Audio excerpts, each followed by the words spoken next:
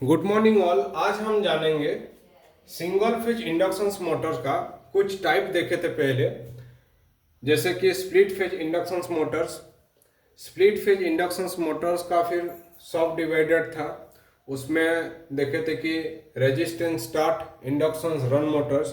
तो आज उसी उसका जो स्प्लिट फेज इंडक्शन मोटर का दूसरा सेकेंड नंबर में था क्या, induction induction start induction induction run motor, इसको हम देखेंगे।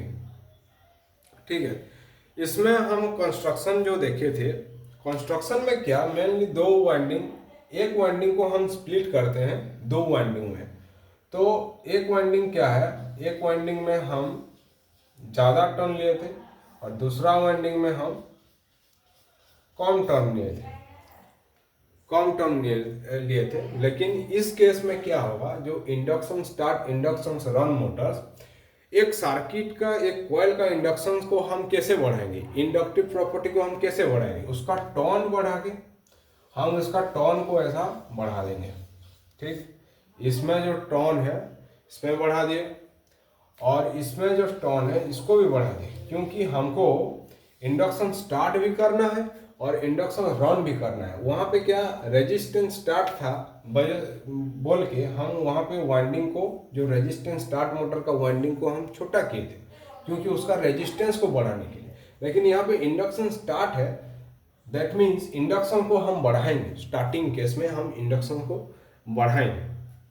तो बढ़ाने के बाद क्या होगा, इस सर्किट को हम कंप्लीट कर देंगे और इसका बीच में हम रोटर कंडक्टर को दे देंगे।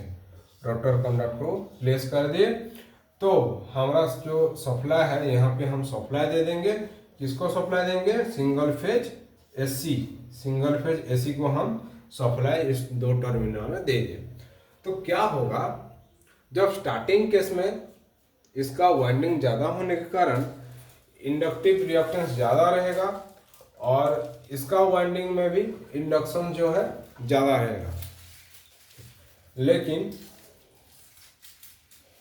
ये सर्किट में जो स्टार्टिंग वाइंडिंग, इसको बोलते हैं स्टार्टिंग वाइंडिंग और इसको बोलते हैं रनिंग वाइंडिंग, और इसका दूसरा नाम क्या है, ऑक्सिलरी, और इसका दूसरा नाम है मेन वाइंडिंग। ठीक, तो जब स्टार्टिंग वाइंडिंग का केस में थोड़ा सा डिफरेंस रहता है। क्या डिफरेंस रहता है, रिएक्टेंस का, क्योंकि हम ये दोनों का रिएक्टेंस को सेम नहीं कर सकते, क्योंकि अगर सेम करेंगे तो जो रोटेटिंग मैग्नेटिक फ्लक्स है, रोटेटिंग मैग्नेटिक फ्लक्स जो क्रिएट हो रहा था वो नहीं होगा, क्योंकि हम जो फेजर डायग्राम देखे थे, भी यहाँ पे था और जो ऑक्सिलरी का आई ए यहाँ पे था और आई ई जो मेन था आई एम जो था यहाँ पे था।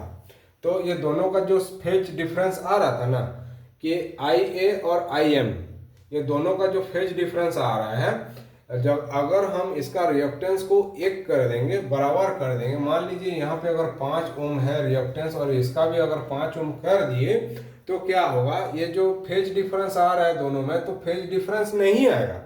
और फेज डिफरेंस नहीं आने के कारण यहाँ पे जो रोटेटिंग फील्ड प्रोड्यूस हो रहा है, हम इसका पहले लेक्चर में देखे थे। अगर आपको वो लेक्चर नहीं देखे हैं तो पहले उसका ये डिस्क्रिप्शन बॉक्स में उसका लिंक प्रोवाइड किए हैं, उसको जाके चेकआउट कीजिए, देन इसका ये वीडियो को देखिए अच्छा से समझने के लिए।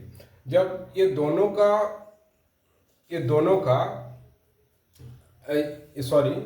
का अगर रिएक्टेंस को हम बराबर कर देंगे, तो जो फेज डिफरेंस आ रहे हैं दोनों करंट में, ये फेज डिफरेंस नहीं आएगा। नहीं आने के कारण क्या होगा, एक बार क्या होगा, एक बार यहाँ पे आई एम जो है एक करंट बन जाएगा, इसमें भी आई एम जाएगा और इसमें भी जो आई एस है, ये दोनों क्या होगा, आई एम और आई एस, ये दोनों में डिफरेंस कुछ भी नहीं रहेगा और यहाँ पे रहेगा। तो क्या करेगा, एक टाइम ये वर्क करेगा, एक टाइम इसमें जब करंट जाएगा, हम देखे थे उसका वीडियो में, जब जब आई एम करंट 90 डिग्री पे रहता था, तो 90 डिग्री पे जब आई एम करंट जब 90 डिग्री पे रहता था, उस समय जो स्टार्टिंग करंट है वो 0 डिग्री पे रहता था। उस समय क्या होता था, एक फ्लक्स प्रोड्यूस होता था, एक जो साउथ पोल और नॉर्थ पोल क्रिएट होता था, और साउथ पोल नॉर्थ पोल जो रोटेट होता था वो रोटेट और नहीं करेगा, क्योंकि एक पोजीशन में आ जाएगा। ये करंट जो है एक पोजीशन में आ जाएगा, और दोनों क्या होगा पता है, दोनों का जो रोटेशन होगा तो रोटर कैसा घूमने लगेगा, एक बार इधर घूमने लगेगा तो दूसरा बार इधर से घूमने लगेगा। तो दोनों का टॉर्क क्या, एक बार इधर घूमेगा एक बार इधर घूमेगा, तो मोटर जो है कंप्लीट घूर नहीं पाएगा, ऐसा ऐसा खाली रोटेट करेगा, एक बार इधर एक बार उधर, एक बार इधर एक बार उधर। तो इस कंडीशन में हमारा मोटर नहीं चलेगा। तो इसलिए कुछ डिफरेंस ऐसा रखो कि यहाँ पे जो इंडक्टिव रिएक्टेंस भी मिल जाए और जो फेज डिफरेंस वो भी मिल जाए। दोनों का रिक्वायरमेंट अगर हमको मिल गया, तब जाके यहाँ पे रोटेटिंग मैग्नेटिक फ्लक्स प्रोड्यूस होगा। ठीक है, और ये मोटर भी, इसका भी स्टार्टिंग टॉर्क जो है, तो इसका भी वर्किंग प्रिंसिपल सेम है।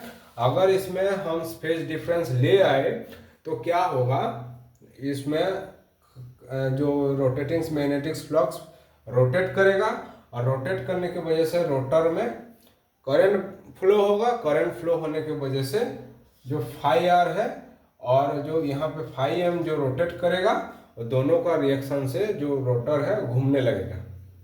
ठीक है, और इसका जो स्टार्टिंग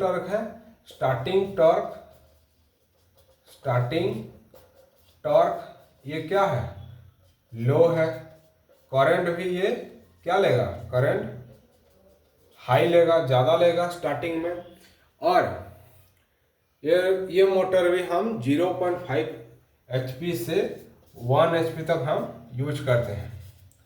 और इसका भी हम सेम वही वॉशिंग मशीन, फैन, आपका मिक्सर ग्राइंडर, ये सब में हम ये मोटर को भी हम यूज करते हैं। तो आज के लिए इतना ही। अगर ये वीडियो आपको इन्फॉर्मेटिव लगा है तो वीडियो को लाइक, शेयर एंड सब्सक्राइब कर दीजिए। Thank you.